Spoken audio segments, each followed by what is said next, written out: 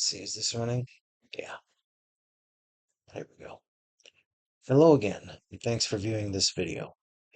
So, what is Neuro-Linguistic Programming, also known as NLP, and how does it relate to Christianity, harmful scams, and my brand of coaching? Human psychology is as old as the ability to think about thinking. In fact, every religion aims to explain how people think, as well as how we should at least experiment with thinking. What we know has both been passed down to us from ancient sources and tested and encoded by modern sciences. The dangers to these are twofold. First, when priests in white coats decide what is and isn't allowed in their club, they can lock out a lot of valuable information. This can be made worse by those who discover or compile this stuff being antagonistic toward everyone in the club, elitist or not.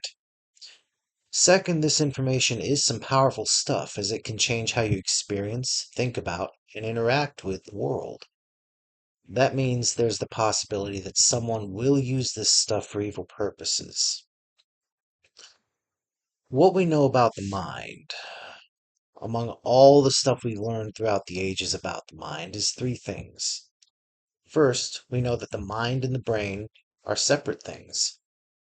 Modern science and ancient religions have always known this, except for a really brief period when certain people with certain agendas promoted the belief, and still promote it, that the mind comes from the brain, or that the mind and the brain are the same thing.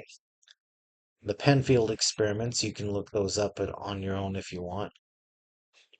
The phenomenon of hypnosis, and the ability of people with a brain condition known as anencephaly, which is the loss or lack of brain matter, prove to be conscious and to interact like normal people in the world, prove that the brain is not the creator or sum of the mind.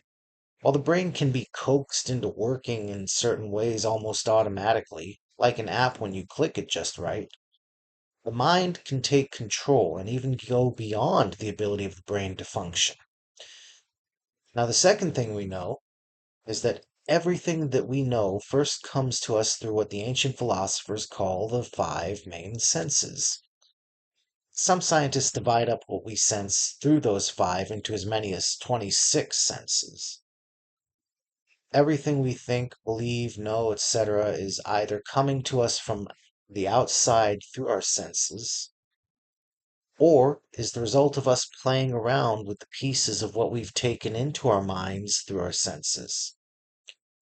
The third thing is, everything about how our nervous systems operate, from the brain to the mind and everything in between, is a metaphor of something we learn from the world outside of ourselves. We talk about, for example, filling our minds with information, and we experience real strain when we get to what we call our mind's limits. That's a metaphor from the experience of filling a space with something material. From these facts, people have learned a lot about the way the human mind works. A lot of true, accurate, and correct information on this matter is found in the Old and New Testaments of the Bible, and even in the books that have, every once in a while, found a home between its pages, like the Apocrypha, Deuterocanonical books, and the Pseudepigrapha. I know that's a lot of mouthfuls. Let's just say the books that the Catholic Church has, that the Orthodox Church has, and the books that the Ethiopian Bible has. Over time, a lot of this information that was observed was tested and confirmed. That formed the beginning of psychology.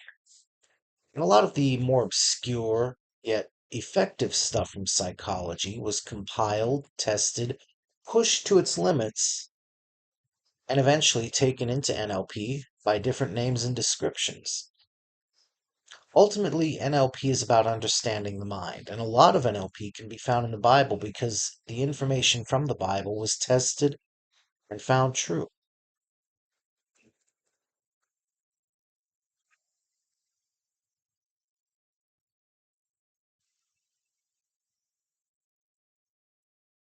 here's how this relates to harmful scams.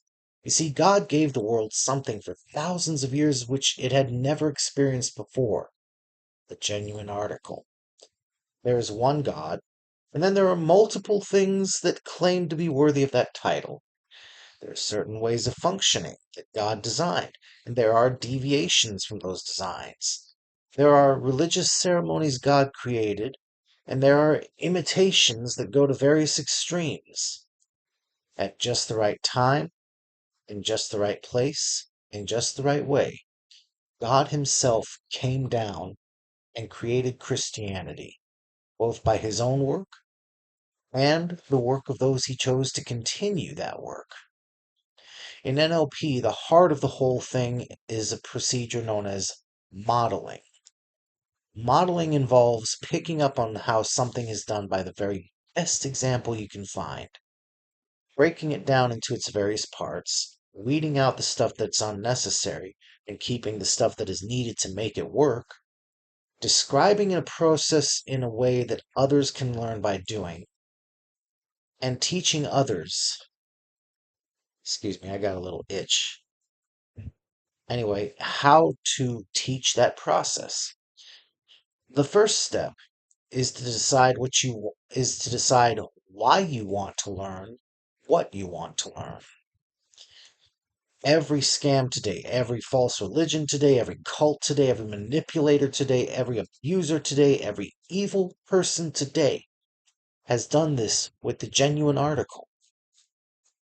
They have decided that they want to learn for their own benefit and the harm of others. They've decided to cut out everything that makes what they're learning to do morally good because they decided long ago that they don't need that, and they've kept just the mechanics of how it works. But you see, one of the foundations of NLP is a concept known as ecology. You may remember that term from science class in school. In science class, ecology refers to how different parts of an ecosystem work together for the good of everything involved. In NLP, ecology has a similar purpose. You don't make any changes without figuring out how it might affect everyone and everything around you. If it would cause harm, it's only right to refuse to make those changes. But you see, those people who use NLP unethically, they don't care about ecology. They just want what they want, and they want it when they want it and how they want it. They think it doesn't matter who gets hurt in the process. So, how do I figure into this? Well, obviously, I'm a Christian. I follow the way of Christ, which I believe has been, well, reverse engineered, if you will, in this way by people with bad intentions. I'm a minister, which means I'm in this to help people. I'm a chaplain, which means I'm specifically in this to help people spiritually and emotionally, if not psychologically. I'll be the first to tell you that when our conversations cross the line into, say, psychology, I'm not an authority anymore, and you deserve the best I can help you find in the way of authorities on the subject. But you know, a lot of people use the principles and techniques of NLP to manipulate and harm people. What do I mean, by the way, by the word manipulate? That's a good question. My dad, while he was alive, once told me his view of things. Basically, he believed that everybody manipulates. In his eyes, the term manipulate referred to any kind of change in a person's way of feeling, thinking, talking, or acting. He believed that the real thing we should be asking is who benefits, how they benefit, and whether that's a good reason for it or not. Whether there is a good reason for it or not, I should say. However, I know that most people hearing the term manipulate have a bad idea of what it means. They think it means doing bad things to people in sneaky ways, so I don't manipulate. While I still admire and respect my dad, I have no problem seeing things in a different way from how he viewed them. Anyway, and this is connected, I'm also a master practitioner of NLP. Now, all that means is I've learned the basics well enough to know how to use them right and to spot them being used, misused, abused, and in failures of use. Because you see, NLP is a lifelong journey, and I'm dedicated to it.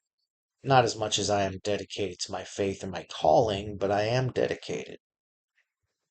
As an NLPer myself, as well as a Christian and a chaplain, I believe that I have a duty, an obligation even, to point out how NLP is used in bad ways against people and how to and help them to spot it so they can't be caught unawares.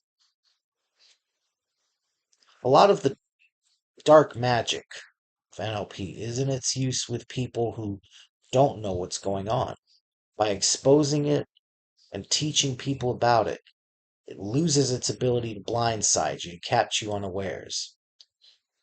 I also would be open to working with a psychologist or psychiatrist on understanding how to help people who have been harmed by the abuse of NLP, but I cannot, in good conscience or legally, do it by myself. I'm just not a psychologist or psychiatrist. And that's what I wanted to say about that. If you want to comment, leave me a comment and we'll talk.